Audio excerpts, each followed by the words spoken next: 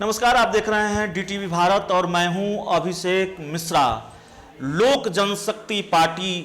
के सुप्रीमो रहे चिराग पासवान को बड़ा झटका लगा और झटका आज नहीं लगा है, 2-3 दिन पहले लगा है। उनके चाचा चिराग पासवान ने माफ कीजिएगा, पशुपति कुमार पारस ने एक बड़ा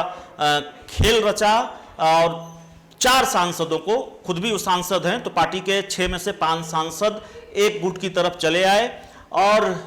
चिराग पासवान की राजनीतिक राह आने वाले दिनों में उनकी सियासत की राह मुश्किल कर दी। तो सवाल यह है,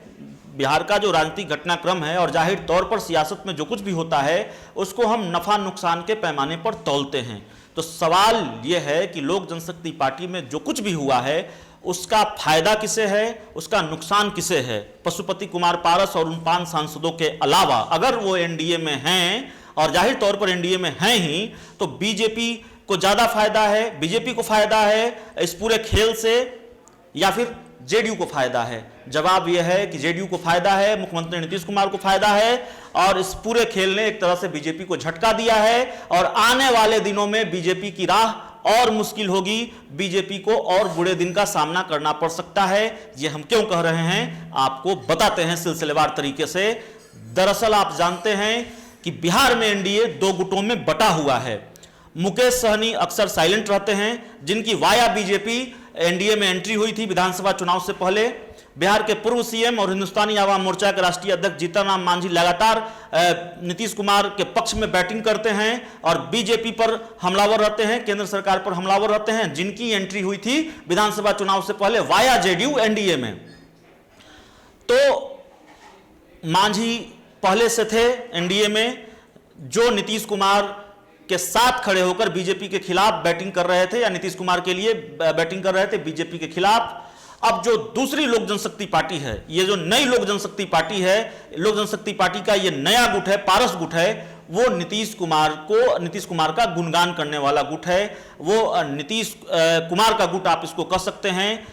क्योंकि वो लोक जनशक्ति पार्टी नहीं है, ये चिराग पासवान की लोक जनशक्ति पार्टी नहीं है जो सीएम नीतीश कुमार पर एक भी हमला करने का मौका नहीं छोड़ती थी। ये वो लोक जनशक्ति पार्टी नहीं है जिसका एकमात्र उद्देश्य जेडीयू और नीतीश कुमार को नुकसान पहुंचाना था, बल्कि ये वो लोक जनशक्ति पार्टी है जो नीतीश कुमार की छांव में रहकर, उनके सानिध्य में रहकर अपने सियासी राह को आसान करना चाहती है, अपने राजनीतिक महत्वाकांक्षाओं की पूर्ति चाहती है या फिर अपने राजनीतिक राह को थोड़ा और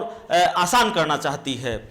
तो जाहिर है बीजेपी के लिए आने वाले दिन नुकसानदेह होंगे, बीजेपी को आने वाले दिनों में बड़े खतरे का सामना करना पड़ सकता है, क्योंकि पशुपति कुमार पारस और उनके साथ आने वाले 4 सांसद बीजेपी के खिलाफ बैटिंग करेंगे अगर बैटिंग की जरूरत आई, और नीतीश कुमार के पक्ष में बैटिंग करेंगे। तो बीजेपी एनडीए में अलग थलग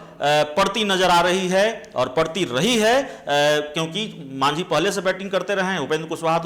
उपेंद्र कुशवाहा का तो यही टास्क ही सौंपा गया है कि बीजेपी के प्रदेश अध्यक्ष डॉक्टर संजय जायसवाल से भिड़ जाना है,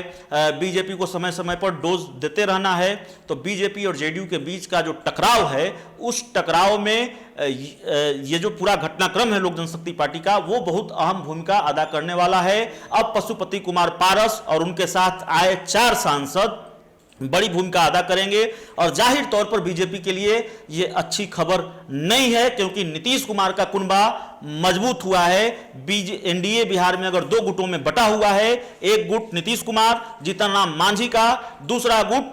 बीजेपी का अकेले, क्योंकि मुकेश सहनी साइलेंट रहते हैं, तो जाहिर तौर पर नीतीश कुमार का गुट मजबूत हुआ, क्योंकि नई लोजपा, पशुपति कुमार पारस की लोजपा नीतीश कुमार की लोजपा है, नीतीश कुमार के साथ मिलकर बीजेपी के खिलाफ बैटिंग करने वाली लोजपा है। तो इस पूरी खबर में इतना ही, बहुत बहुत धन्यवाद।